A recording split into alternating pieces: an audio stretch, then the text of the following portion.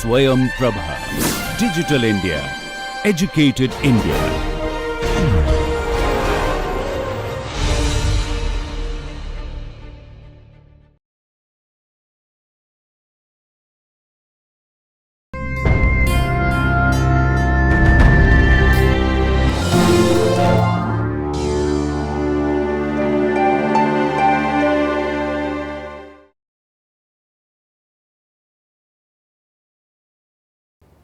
Hi, so what is text completion? Now, text completion questions you might have come across very frequently, and this is a very popular type of question for competitive exams. Text completion questions omit crucial words from short passages or sentences and ask the test takers to use the remaining information in the passage as a basis for selecting words or short phrases from among the given ones to fill in the blanks and create a coherent and meaningful whole. These can be either single blank or more given in a single text. Test takers should choose the best option from the choices given. If there are more than one blank, then it is important that you pay greater degree of attention. Okay, they can always be very tricky.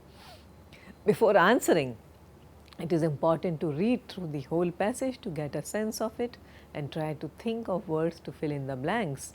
In case of passages with more than one blanks, the first blank does not always have to be filled in first.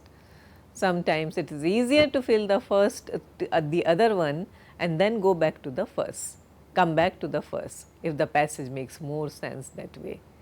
Remember to eliminate the options that are obviously not the answer. Most of these choices are very closely related in order to confuse the test takers. So, beware of that. Note if there are conjunctive words such as although and but in the passage, because they may help you in choosing the best option because of the way a sentence is constructed. Let us look at the first exercise here. Look at the slide. Mrs. Burrows, like Mr. Jeffries, believed in improvement. Mr. Calvito offered improvement in large dollops, or at least that chastisement which Mrs. Burrows had learned to be the dash of improvement. Precursor of improvement, opprobrium of improvement. You ought to know what is the meaning of opprobrium. Please keep your dictionaries open. Parody of improvement, vexation of improvement, and effrontery of improvement. What could be the right word? The best answer is option A, precursor. The sentence conveys that chastisement is somehow related to improvement by using at least in the sentence. None of the other options, parody, vexation, effrontery or opprobrium indicate a positive relation. So, therefore, precursor. Let us look at the second exercise. And any idea he had harbored that the bush was, as the engravings of the Sydney Mail might suggest, a pure and desh place of ferns and waterfalls, was soon demonstrated to be quite false. So, a pure and proliferate place of ferns, pristine place of ferns, pernicious place of ferns, prolific place of ferns, or a sparse place of ferns. Now, the sense here is quite positive, a pure, and it should go along, option should be along with the pure. So, the best response would be pristine. You have to go through the rest of the choices. In this case, pristine is the better choice than other adjectives because the passage already has pure there. Look at the third exercise. The bathroom is spelt of dash patent formulae. Waves of ammonia seemed to emanate from the waterside windows which were always sparkling clean. Bathroom is smelt of refulgent, soporific, pungent, solvent, viscous, patent formulae. What could be the best response? The best response is the choice C, pungent. This is a smell. Remember, the passage gives the idea that the blank should be filled with an adjective of smell. Pungent means strong smell and thus suits the passage best. Other choices do not. Let us move on to the next exercise. In a word, the gambling house which refuses the game of a rich, cool player devours the fortune of the foolish and one which is carried away by the rapid movement of the machinery of the game. So, foolish and obstinate, foolish and querulous, foolish and recondite, foolish and sedulous. Look up the meaning of these words, foolish and trenchant.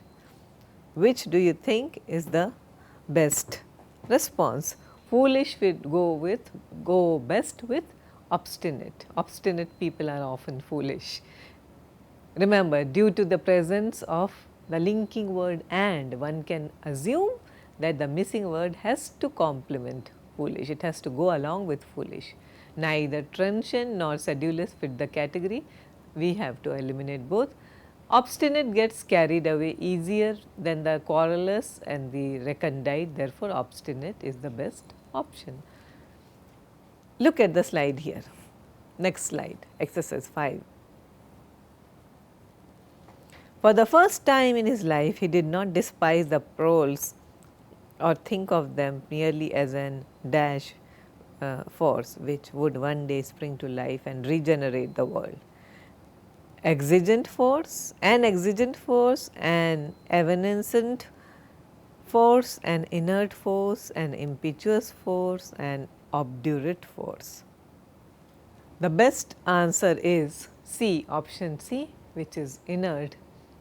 Now, the key to find the best choice is found in the passage, spring to life, regenerate, so indicate that the proles or the working, that is the proletariats, okay, and the working class people are not active as of now. So, inert means lack of activity.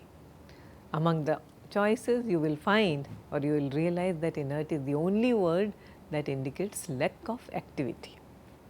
Move on to exercise 6 now. He assures them that their last sample is impure and quite useless for his present purpose. In the year 18 something, Dr. J purchased a somewhat large quantity from Messrs. M. He now begs them to search with most dash care, and should any of the same quality be left, forward it to him at once. Expense is no consideration. With most dash care, sedulous, tortuous, spurious, specious, unfeigned. What is first? You have to know the meanings of these words. So, it is about time, if you are seriously considering taking an exam of this nature, then you start looking up these words. And now tell me which is the best option here. The best option is A, sedulous. The passage, remember, indicates that whatever the author is searching for is very important to him. Hence, the adjective should indicate diligence, and so spurious and specious have to be eliminated. Rest of the options need some careful deliberation. Tortuous indicates complicated, and unfeigned means genuine. The most suited answer is therefore sedulous. Let us move on to the next exercise. He was quiet by nature, regular from principle, zealous from bait, evincing little dash at the different surprises of life. Very quick with his hands and apt at any service required of him, and despite his name never giving dash even when asked for it. Choices: calm, convention, disturbance, advice, glib, C. So, there are two sets of choices. For first, calm, convention, disturbance, evincing little, calm, convention or disturbance at surprises of life. Okay. And then look at the second section, apt at any service required of him, and despite his name never giving advice even when asked for it, glib or voice even when asked for it. What should be the best response? For A, it is C, okay, because the author has indicated already that the person is not easily provoked. Also, the quantifier is little as opposed to a little. Little indicates not enough, when a little indicates some. A for 2 is the best choice because it should be something that is usually given without asking, right. So, the second is advice, not glib, not voice, but advice when not even asking for it. So, answer is disturbance and advice. Let us move on to look at exercise 8. These sailors, again you have to look at two blanks. These sailors were evidently from dash nations, although the European type was dash in all of them. So, enigmatic, different, sherry, imminent, empirical, visible. What could be the answer? What's the meaning of imminent, empirical, sherry? Look up the meanings of all these words before making your choice, but then choice can also come through the context. These sailors were evidently from different countries or nations, although the European type was, and the type was, what should be the best response here? The best response here is visible. Okay? Remember, imminent means something which is impending, and this does not fit in the sentence, and empirical is something which is supported by data, which is not really the context here. So, visible, the best choice is not always the most difficult word. Remember, just because you do not understand a word does not mean that it has to be the correct choice. It can be a familiar and commonly used word. So, visible, European type was most visible here. Let us look at the next slide, exercise 9. Ned Land had not wished to dash his provisions, and in spite of his dash danger, his pig on one side and kangaroos on the other, he went tolerably fast. Ned Land had not wished to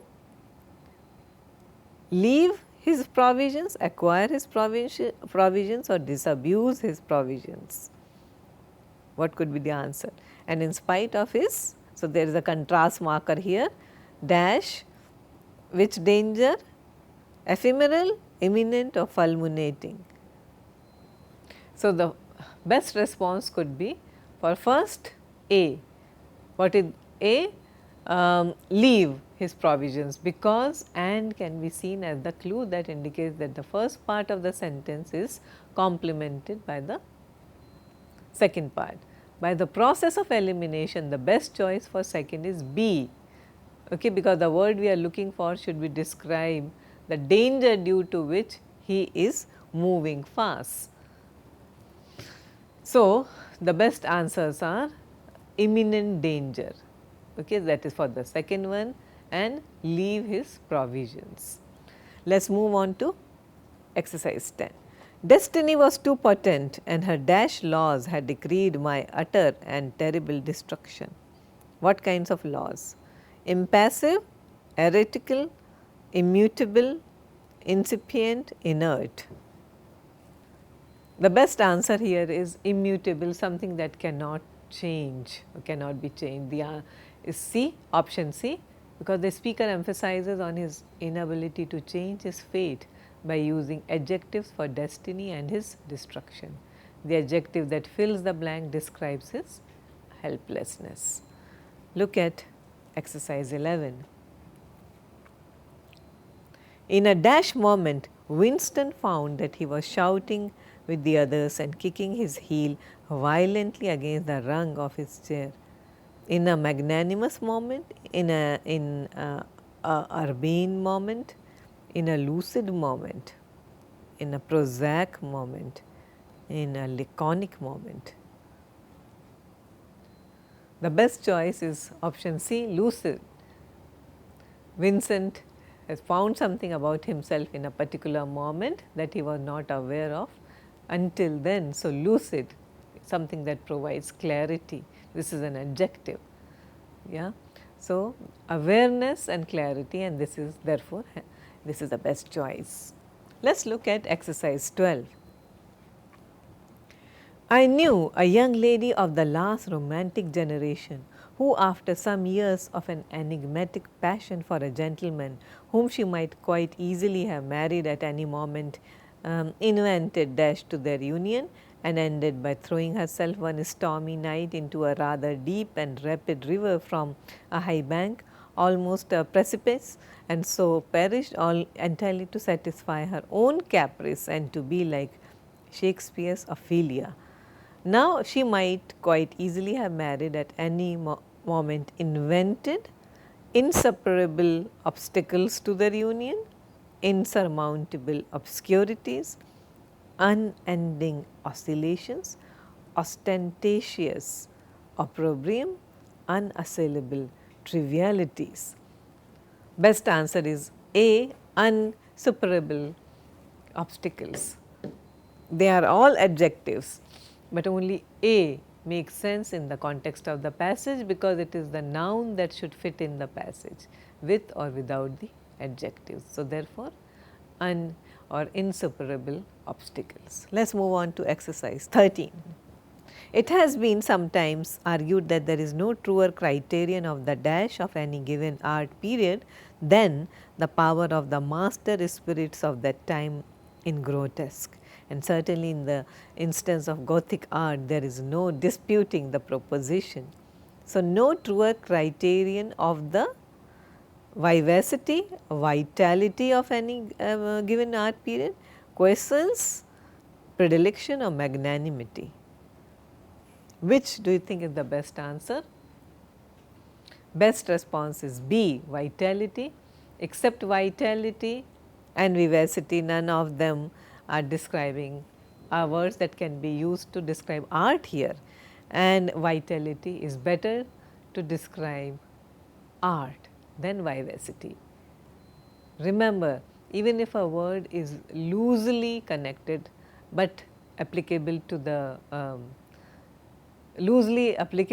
context, one should check whether there is a better word there. So, if there is a confusion, look which one is the better option and then decide. Look at exercise 15 now. Deriving his dash from both sides of the channel, he showed at such junctures as the present the inelasticity of the Englishman, together with that blindness to the line where sentiment verges on mawkishness characteristic of the French. Deriving his indulgences, deviance, impunity, magnanimity, idiosyncrasies. Which is the best word here? The answer is E, idiosyncrasies. What is the author trying to tell you? That the person, whoever this might be, he is deriving certain characteristic from both sides of the channel. It is a geographical location. So, option C and D cannot fit in the passage, as the passage is about a man's behavior. Option E, that is idiosyncrasies, fits better here. Let us look at exercise 16. At this period, the single opinion in the parish on herself and her doings that she valued as sounder than her own was Gabriel Oakes, and the outspoken honest of his character was such that on any subject the same dash of opinion might be calculated on and be had for the asking. Thoroughly convinced of the impossibility of his own suit, a high resolve dash him not to injure that of another. And the outspoken honest of his character was such that on any honesty of his character was such that on any subject the same dash of opinion, dullness, disinterestedness, or monotony. Thoroughly convinced of the impossibility of his suit, a high resolve constrained, emancipated him or inveiled him not to injure that of another. So, answer should be B for the first one, disinterested, and 2 A. For the second set is A, that is constrained. This is one of those instances where it is advisable to fill in the second blank before the first one. The phrase not to injure it helps us make the option A as the best option. Once the second blank is filled in, the passage is less difficult than before. Other qualities of Oak, such as Gabriel Oak, the hero, such as honesty mentioned in the passage, ensures that the blank should be filled with a word which is a complement, and option B is more complimentary than the other option. So, disinterestedness Disinterestedness does not mean uninterestedness, it means to practice a kind of detachment. Exercise 17, let us look at it. That he had been in excited and unusual moods was known to those who had been intimate with him, but nobody imagined that there had shown in him dash symptoms of the mental derangement which Bathsheba had momentarily suspected. The best answer, had shown in him ambivalent symptoms, debatable symptoms, disputable symptoms, unequivocal symptoms of mental derangement and irascible symptoms of mental derangement. The best option is D, unequivocal. The rest of the passage indicates that the adjective to be used should not indicate doubt. It should not promote doubt. It is unequivocal, clearly. Option A, B and C indicate doubt, but E does not fit at all. So, best choice is option D, that is unequivocal. Let us look at exercise 18 now. I was thinking what could have caused his irresistible drowsiness when I felt my brain becoming stupefied. A painful suspicion seized me. Evidently, dash substances had been mixed with the food we had just taken. I could not raise my eyelids. A dash sleep full of hallucinations. Dash me of my being. Now, here you are expected to have 3 blanks. Look at the responses. Answers for the first one, A, soporific. For B, morbid, that is the second choice is B, morbid, and for the third blank you have to use option A, that is bereft. Apply all these and look up the meanings. Remember, the first blank is easy to fill because the author was talking about sleep, and the sleep is not a comfortable one, it is unwelcome, and also the author mentions hallucinations, hence the best adjective is morbid. The sleep has already caught up with him, therefore, the third blank can only be filled with the word bereft, denied of it. Let us move on to the next exercise. Even though segregation at the source was identified as a key requirement by most, one should note that the stakeholders had different dash according to the waste management issues they were involved with. International agencies have specific roles while local institutions had a limited dash. So, look at the second set first. You can have a limited canon, discretion or influence, which looks best, and look at that different aesthetics, priorities, axioms, which do you think goes best? In this instance, fill in the second set before the first one, it will make things easier.